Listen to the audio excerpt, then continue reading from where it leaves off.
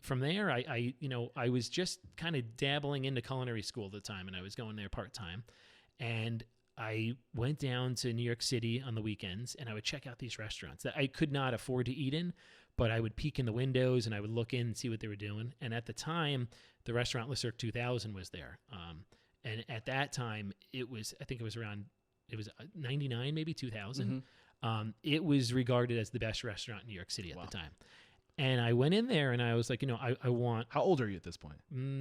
Probably 19 or 20. Okay, so like 4 years after getting into the industry about. Because I remember the staff would go out and I couldn't go out with them. I couldn't drink, so I couldn't go out. Okay, cool. I just want to get a little reference in there. Keep going. So I was so green, and I went in there and, I spoke to the chef. His name was Jens Dolman, who happens to be a real big influence in my life. And he was just like, no, he's like, you have no experience. Like you've been cooking now for 3 years, but at a pizza place and at this mom and pop, I can't even pronounce, I don't even know what this place, I can't even find it if I look it up. And I was like, well, I really want to work here. I really want to work here. And he basically just said no. So then I showed up again the next week. Yes. And I mean, I'm driving, in there. And at this time now, we had moved upstate New York. And I was working with a kind of in a kitchen upstate. So I would drive maybe 3.5 hours, parked my car. It was like $30 for like an hour in Manhattan to park the car just to be told, no, I can't work here. And I was like, dang it. And I walked back to the car and I was like, well, there goes another $30. Wait, so how many times did you do it total? Probably 3 times. What did he say on the third time? The third time he said, well, he's like, you can come in and you can help out a little bit. You can help out us. So Le Cirque was the to this day, most magical kitchen I've ever seen in my life.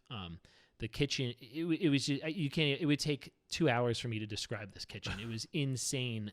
And I've never seen another kitchen like it since, and this was back in 99. So, he basically they had these cubicles in the back of the kitchen. One cubicle was just vegetables. So they'd have 2 people breaking down all vegetables during the day. One cubicle was just fish, 2 people breaking down all the fish. And one cubicle was meat, 2 people breaking down all the meat. And at the time in 99, I don't know if you ever watch the show Mad Men. No. It's basically a show about back in the 80s, 90s, where these power lunches and just these businessmen would go out and, I mean, we would sell the dinner menu at Le Cirque was the same dinner menu as it was for lunch.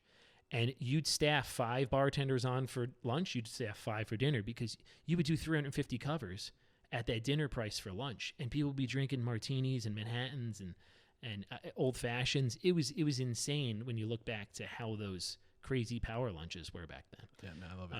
And he put me in on the veg station there, and I just peeled veg. And I remember my older brother was like, when you get in here, he's like, do not like mess around. He's like, I want you to peel, like if they give you a carrot, you peel the carrot like you're like drowning.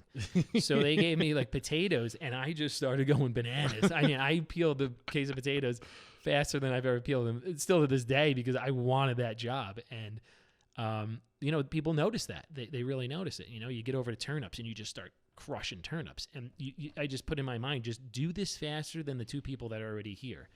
And they noticed it and they just said, you can come back and work with us, but not paid, Yeah.